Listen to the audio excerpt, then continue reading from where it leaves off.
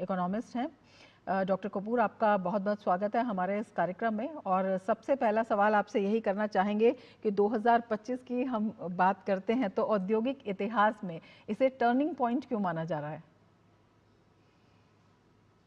बहुत महत्वपूर्ण वर्ष रहा है इंडिया के पॉलिसी के पर्सपेक्टिव से क्योंकि कम से कम तीन या चार चीजें ऐसी हुई जो बहुत बड़ी थी और बहुत परिपक्व और बहुत इंपॉर्टेंट थी। जैसे एक तो जीएसटी रिफॉर्म जो हुआ थी, वो एक बहुत इंपॉर्टेंट रिफॉर्म था जिसकी लोग बहुत कम बात कर रहे हैं। जो आपने दो दरें करी जीएसटी के अंदर, उसके कारण जो आपका कंजम्पशन साइकिल बढ़ा वो बहुत अच्छा था जी। और जब वो कंजम्पशन साइकिल बढ़ता है, उसके साथ वो मैन्युफैक्चरिंग का जो जना जो चीज थी वो भी बढ़ रही है जी। और मैन्युफैक्चरिंग सिर्फ इंडिया के लिए नहीं थी। जैसे फोन की बात करें, 99% जो है, यानी 99% फोन जो इंडिया में आज बिक रहा है वो इंडिया में ही बन रहा है।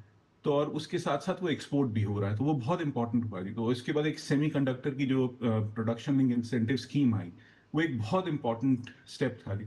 उसके अलावा दो चीजें और हुई जी, जो बहुत कम लोग उसकी बात कर रहे हैं। जैसे लेबर लॉज है, लेबर लॉज के जो इन्होंने हमने इसको संक्षिप्त में करा या उसके जो चार पहलू लेके आए, वो एक बहुत इंपॉर्टेंट चीज हुई है जी। और उसका जो बेनिफिट है वो आज नहीं, वो अगले 10 साल 15 साल या 20 सालों में भी देखा जाएगा जी। उसके कारण बहुत इंपॉर्टेंट रहा जी। और एक और चीज रही जी, जैसे जो मेड इन इंडिया के अंदर हम सिर्फ अभी सेमीकंडक्टर की बात ना करें तो ईवीज की भी बात करें, इलेक्ट्रिक व्हीकल्स की अगर बात करते हैं, वो भी बहुत ऊपर उभर के आया है।